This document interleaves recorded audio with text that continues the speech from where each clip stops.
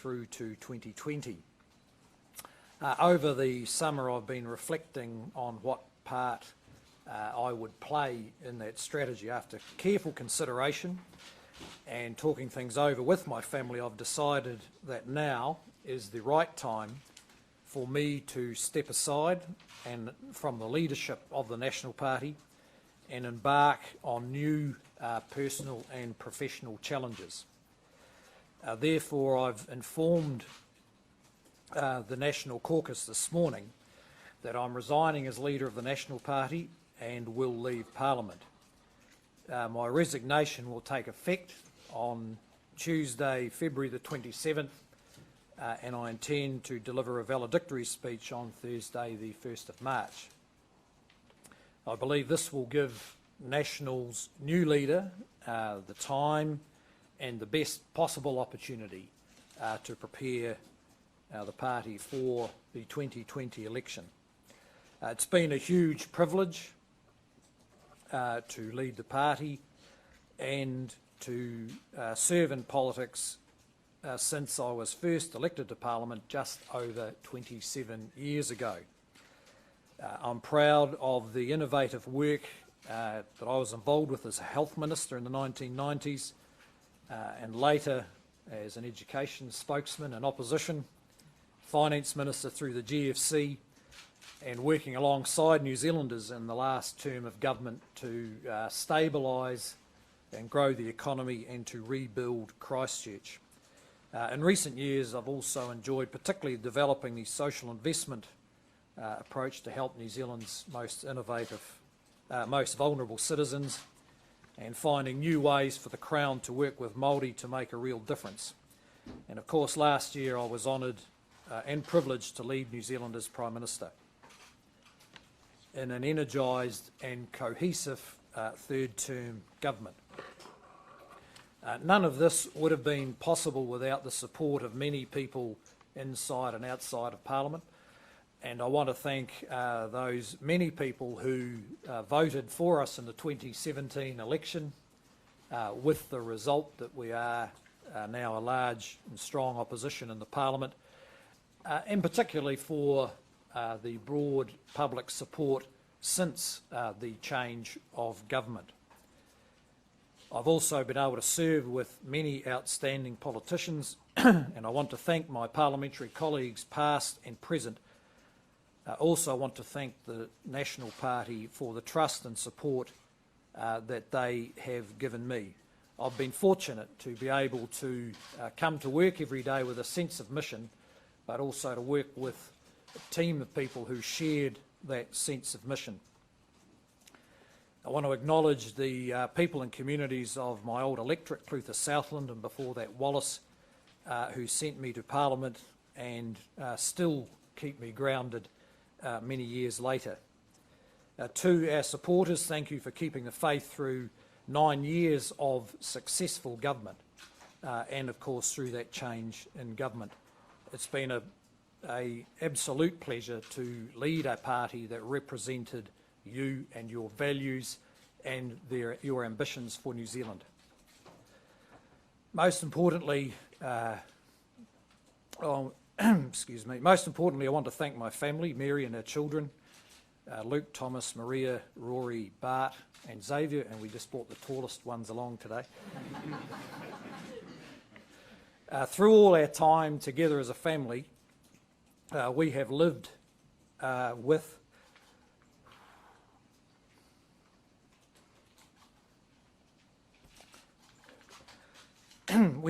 the demands of public service. Your strength and tolerance has enabled my career. I now look forward to our new life together.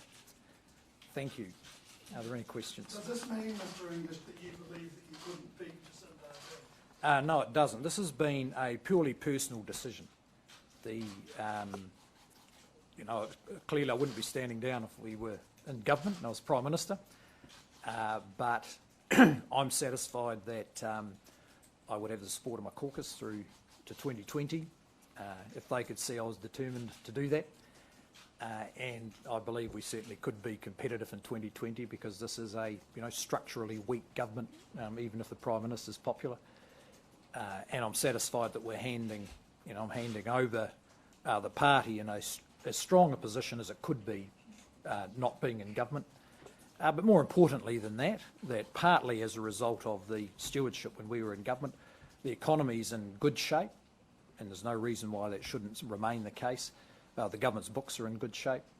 So, an election in 2020 will be about the, choice of the big opportunities New Zealand has that many other countries don't have. What's the time of electing anyone else to your replacement? What's that? What does this mean for Paul Bennett's job? Is she going to step into your shoes in the interim? Is she standing down as deputy? Oh, look, I'll remain the leader till the 27th, by which time I'd imagine the caucus will have sorted out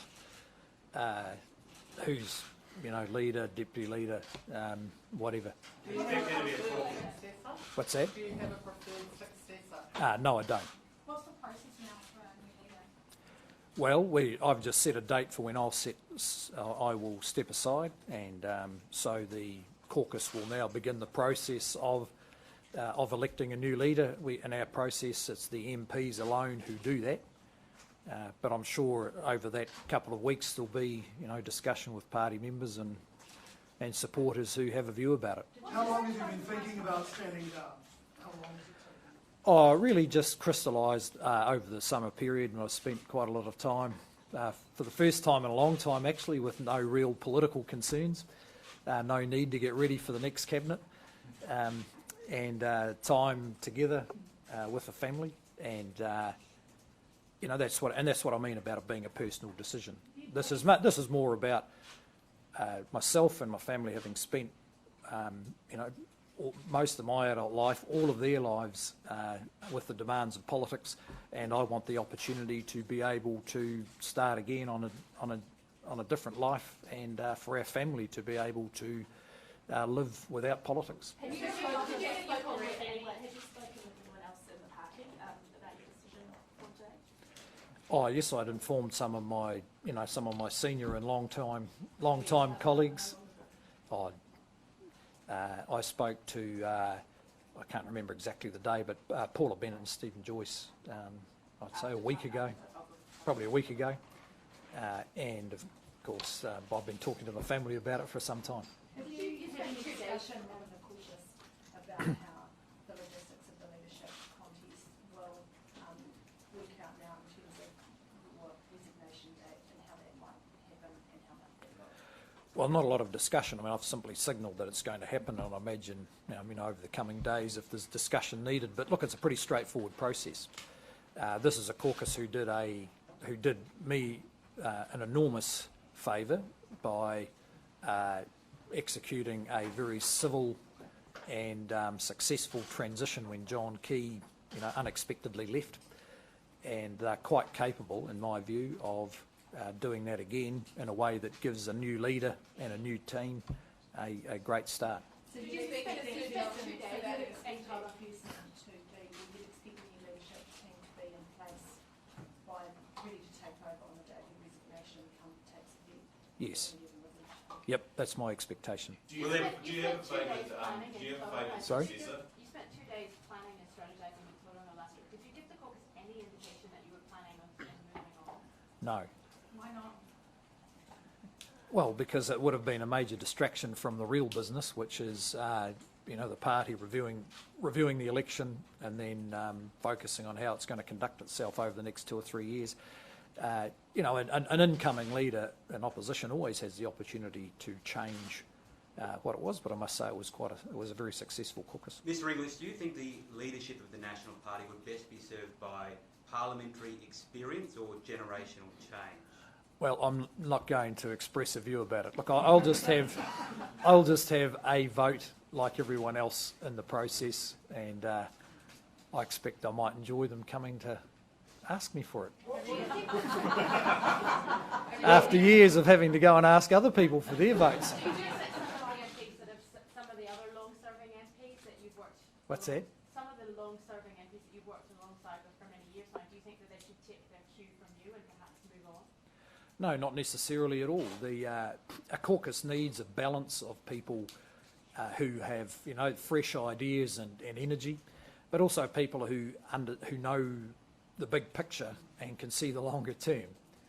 It's a real danger in politics of getting too much drawn into the day-to-day. And I happen to think the caucus has a very good balance of that kind of experience, and I would hope that people who have the experience know that it's valuable. Was there one clear moment where Eh? you decided that you'd had enough, and what prompted it? I was probably sitting on the couch looking out the window and Dipton at the peaceful environment and thinking, wouldn't it be great if I didn't have to answer media questions tomorrow?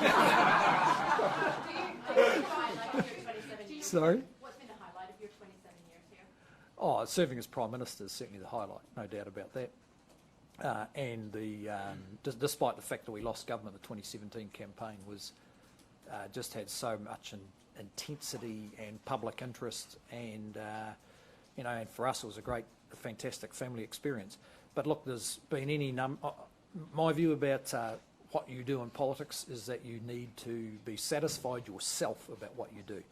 And there's any number of things I'm very satisfied about over time, some of which will be of public interest, some of which matter a lot but aren't of that much political interest. Hey? Oh no, not particularly. I mean, there's certainly been some ups and downs, probably in my career more than most. But I don't regret that. That's what makes you a better politician. I'm a bit of a slower learner than some people, and over time I've got better at it. John Key endorsed you when he resigned as leader. Is there any particular reason that you've chosen not to endorse the successor? Well, because I just think it's the role of the caucus to choose one. You know, in our case, it was, when I was there, it was, you know, I was Deputy Prime Minister. I'd been with John a long time. So it was, you know, probably what was going to happen anyway. But so I'm not endorsing anybody. Have you spoken to him about Do you know where you're going to go to from here? Anything you want to do? Well, as I said, you know, a life outside politics, personal and business opportunities. I'd like to be able to work with my family. We have a lot of interests in common, Mary and the children, and I'm pretty open to all those opportunities. Are you interested in going back to farming or into the agricultural industry? Into the Agricultural industry. Well, I'm certainly going to be spending some time back in Dipton. Whether they would regard my skills as useful and relevant is another question altogether.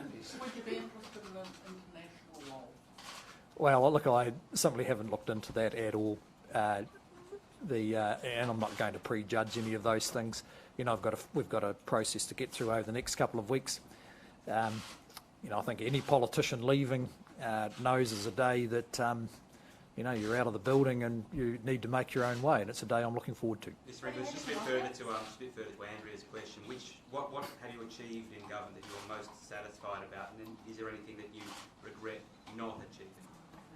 Well, look, you can always have done more, no doubt about that. But I'm pleased that pretty much every day I came into this building, I had a sense about achieving things and got on with it.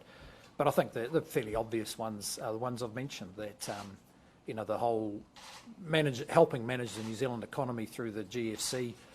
I think getting New Zealand into a position where now with a growing economy, well organised government, there's the opportunity to make choices a whole lot of other countries just can't make over the next 5 to 10 years.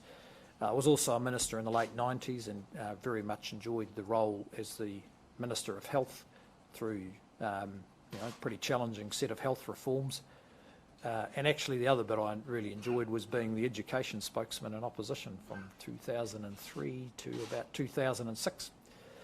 Probably the best bit though has just been the ability to work in a team of people who have been so functional and cohesive. As I explained to my team quite often, this is not normal in politics. You know, what the National Party has had in the last 10 or 15 years has been really something quite special, and they need to keep that together because it's a key part of our success. Labour tore itself apart. Over the last decade, Labour tore itself apart over various leadership struggles. Why are you so confident that National will fall into that trap? Because I think they know it doesn't work.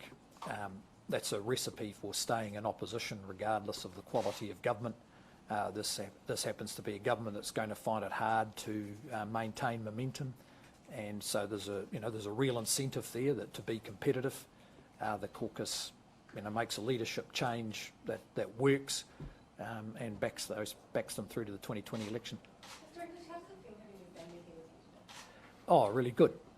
We had a good chat last night, and we've had many over recent months. So they're surprisingly normal, given the fact that they've lived their whole life under the spotlight of politics, and sometimes. And I'm really looking forward to the opportunity to be able to spend more time on their interests, supporting Mary and her business. I want to make sure I've got the time to do that.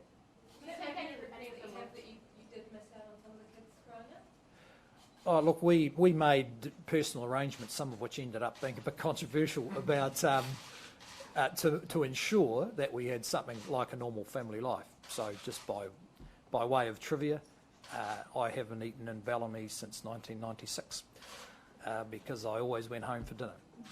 And I was pleased to be able to have my family in Wellington, even though I represented the South, so that I was able to function as playing a normal part of the household and get to the sports games and the parent-teacher interviews. If any of your children state they were, What's that? they were looking at going into politics, would you encourage them or dissuade? I'd say it'd be much more powerful to be a journalist.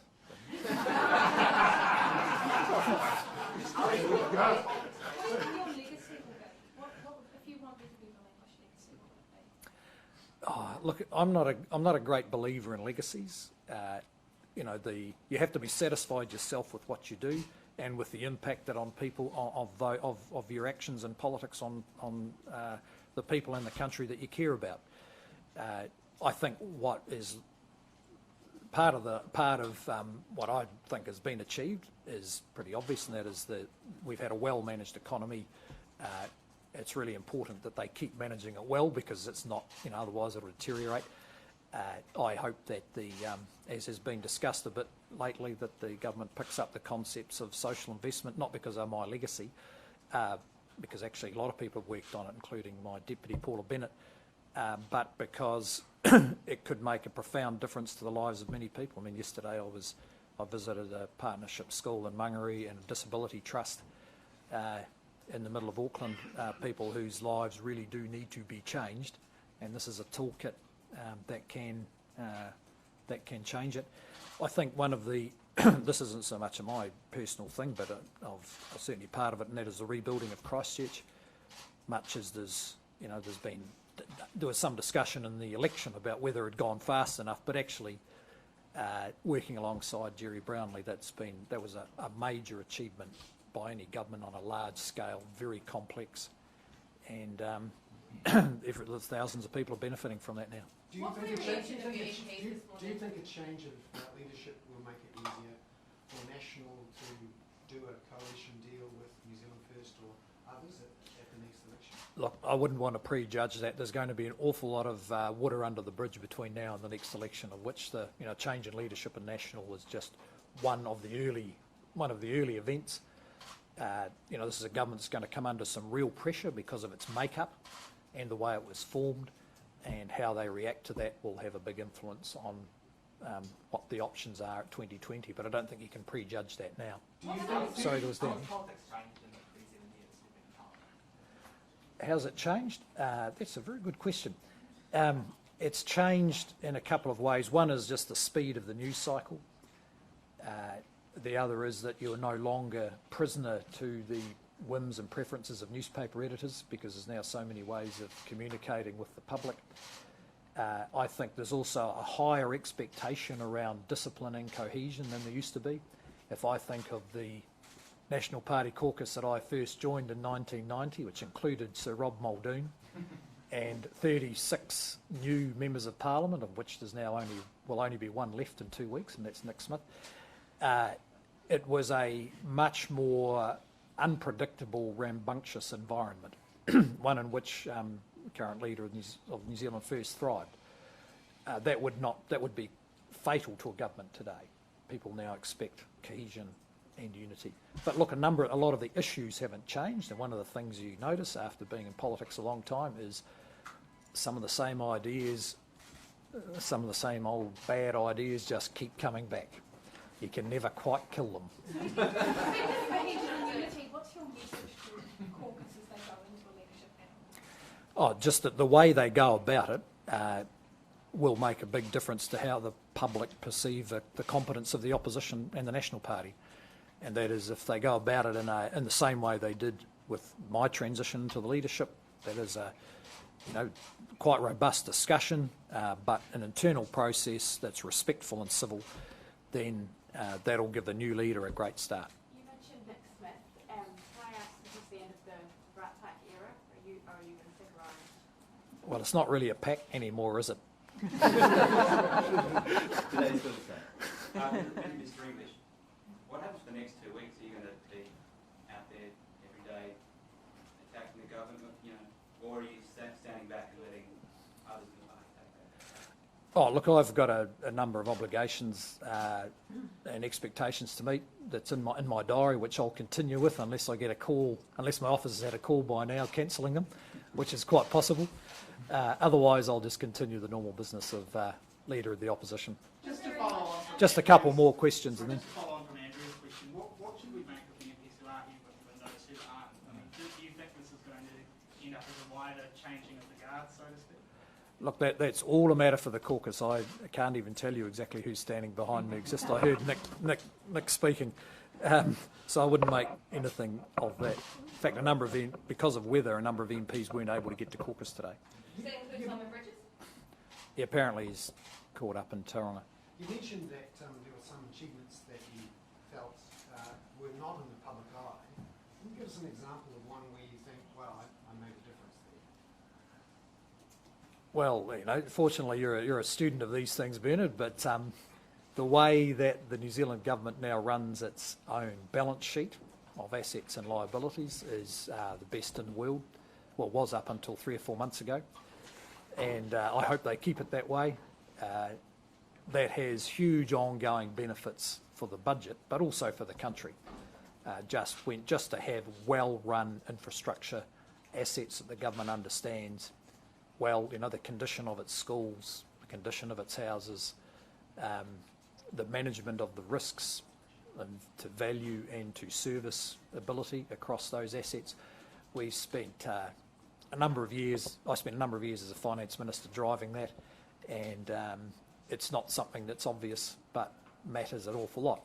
Well, except to the people saying the schools are the benefit of the $5 billion catch-up investment program. Also the focus on data and the use of data in government.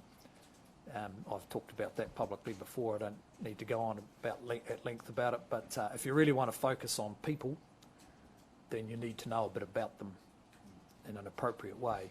And up until a few months ago, we had real momentum around that. I'm not sure what the new government's going to do with the toolkit. Mr. English, and you had built quite a respectable relationship amongst our iwi group. What do you say to them, like Ngāi Tahu, etc., within the business sector? What do you say to them? Well, not just Ngāi Tahu, but I've got to know very well, actually, the leadership of most of the iwi, and certainly the ones that have interacted with the Crown. What I'd say to them is don't let the basic instincts of the Labour Party halt process. And the basic instincts of the Labour Party is to try and control Māori institutions. Iwi have momentum of their own, resources of their own. They have cohesion of their own, where they don't need government in order to make progress. And the early signs are the Labour Party's going down the same old track that they did before.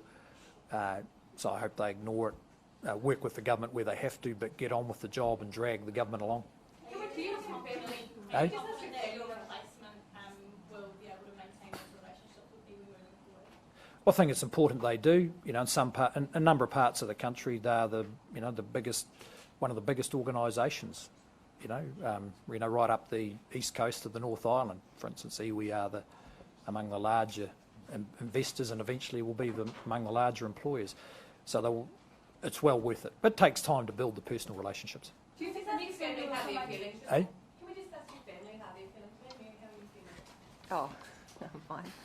Have you had your husband there? Oh, he's always been there. You can say something. No, it's all day. Okay. Will you be returning to the deep south? Oh, it's certainly not immediately, but I'll be getting down there more often. And Okay, any more I'll questions? take Yeah, it. do you think the next leader of the National Party is behind you now? I have no idea. That's because Rory's literally. behind you. Oh. It's a bit early for Rory. Okay, thank you very much. Thank you.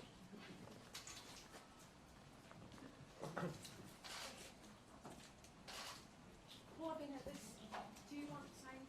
Oh, look, just on behalf of caucus, we just want to say that in some ways, of course, today is tinged with sadness. Bill is a man that has incredible mana, incredible respect amongst all of us caucus members.